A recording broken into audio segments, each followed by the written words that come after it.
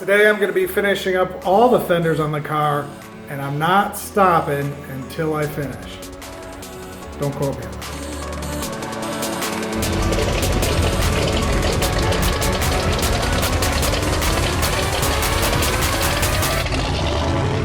that. So after letting this sit a day or two, I've kind of noticed that in general it looks decent, but when I look from a side angle, you know, the fender looks up here and the wheel looks back here. And with respect to the body, you know, the wheel might be offset towards the back, but definitely with the fender, the way it is now, it looks like it's about a 2-inch offset back, and it just looks weird. When I look at some of the fenders in the pictures, when I got a bunch of pictures back here, and also I looked at the new carbon fiber fenders, which you don't cut up. They're made ready to go pre-cut. They really cut this a lot higher and came around the whole side. And so I'm trying to find a balance between, you know, what looks right on the side, not cutting too much off, still getting protection. I mean, it's the rear wheel, so there's not much that I have to worry about paint chips and stuff after the fact. But just, you know, hopefully it doesn't look awkward. And, you know, the carbon fiber thing's a great option in the sense that it's pre-made, ready to bolt on, but it's $1,500 to, you know, paint over and cover up the carbon fiber. I don't think the carbon fiber really looks cool as in itself discombobulated with the color of the car. I'm not really into that. For a dash piece or something, that's fine, but or a whole car's carbon fiber, that's totally cool, or certain strips. But these fenders, you know, some people like the offset color of like the black and red. For me, it's too jarring. It's too Frankensteinish. So, you know, bolted on in a sense. So I wouldn't really want to do that, and I wouldn't want to pay that much money and then, you know, paint over it. However, it would make this job a lot easier. So I'm going to try to tape off some areas and see if I can make something that looks pretty good without accidentally taking too much off. And we're just going to have to see how it goes. And then the hardest part is once I find something that really works, is replicating it to the other side. I just found that very difficult. You know, taking a piece of paper or something like that and, you know, flipping it over and bringing it to the other side is great in theory, but, you know, the paper slips inside this slot, so you can't really get the perfect stopping point. Like, you know, it's awkward. We'll put it that way. It's just really awkward and not as easy as 1, 2, 3. If I was doing some kind of stripe on a hood and then I flipped it over, easy, flat surface. You could pinpoint it right where you want, but this is a curved surface, indents. It's not as easy. And there's, you know, people have done this before. I'm sure they could do it a million times. It's a piece of cake, but doing it on your own for the first time, there's no obvious answers here for me to make stuff, you know, replicate over to the other side easy. I've just been doing it by eye as much as possible. And then once I pull the stuff off the car, I even put it next to each other and try to eyeball it even more, which will work for certain things and not other things, because you can't assume the car's 100% even across the whole car. So you don't want to accidentally pull them off, match them up on the table, put them back on the car, and it doesn't match the car correctly. So there's nuances that are going from all sides, and I just have to take that all into account and kind of see what I could do. But I'm going to try to tape some stuff off and kind of see where we go.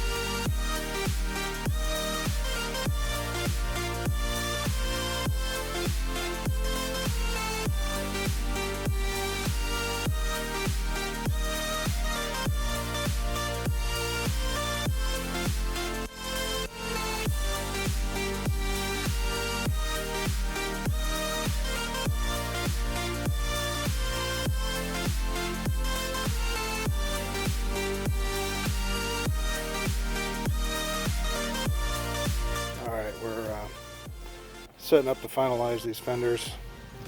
You know, there's little areas like here that I need to get into.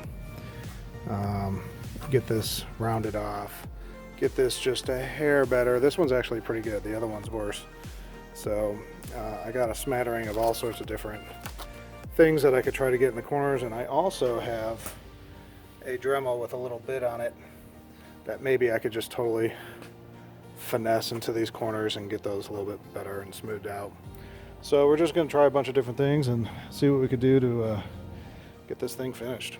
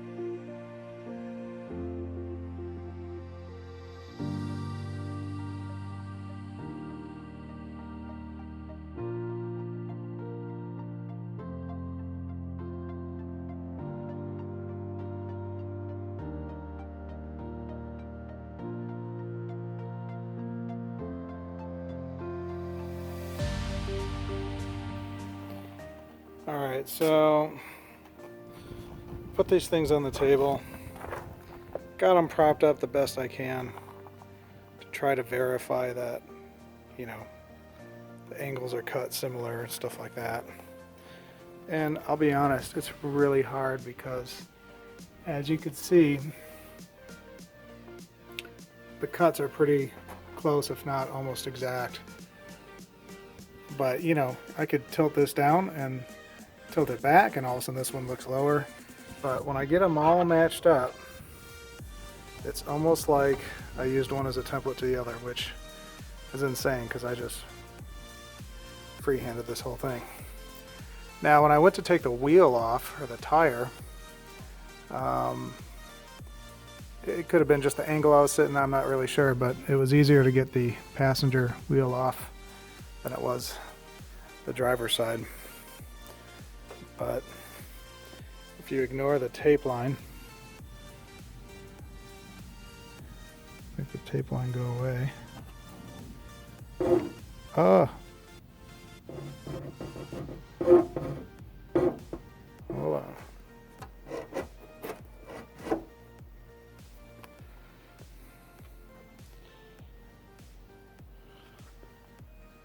If you ignore the tape line,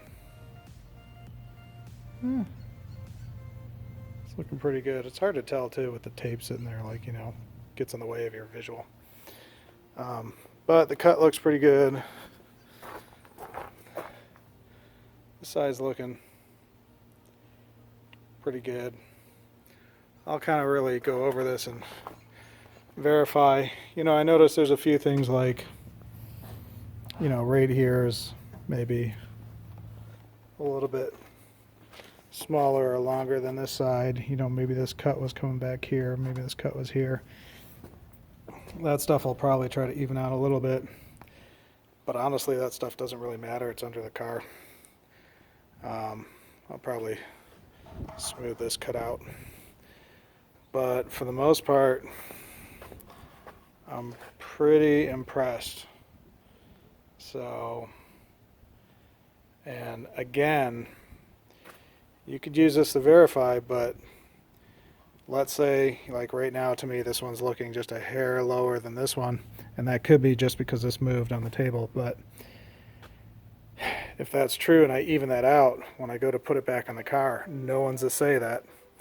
The car is actually equal too, so.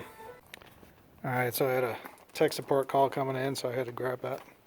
But I don't know, the more I'm looking at this, the more everything looks pretty equal. You know, nothing that's really glaring out at me that I have to change.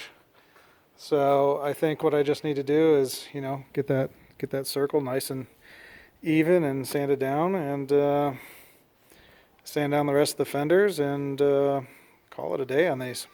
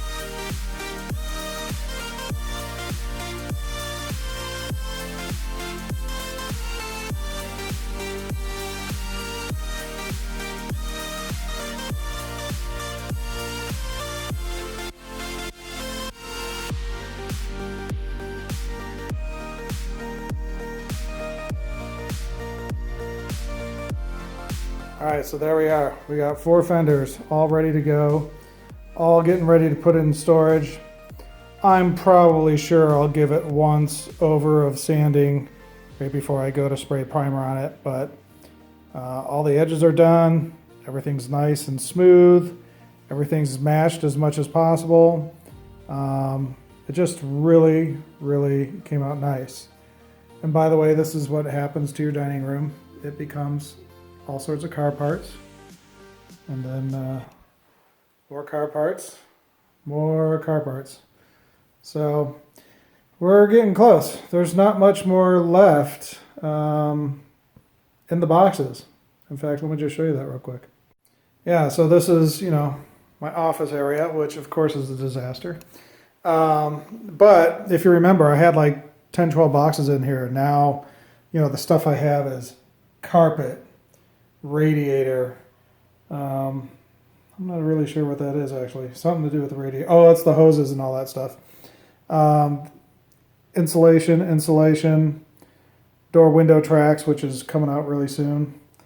There's the lining that I use to space out where I'm going to cut my windows, and then a little bit of wiring left. And then I have one box of like headlights and gauges and all that stuff, and that's it. There's my floor mats. So we're almost out of boxes. So I'm really happy about that.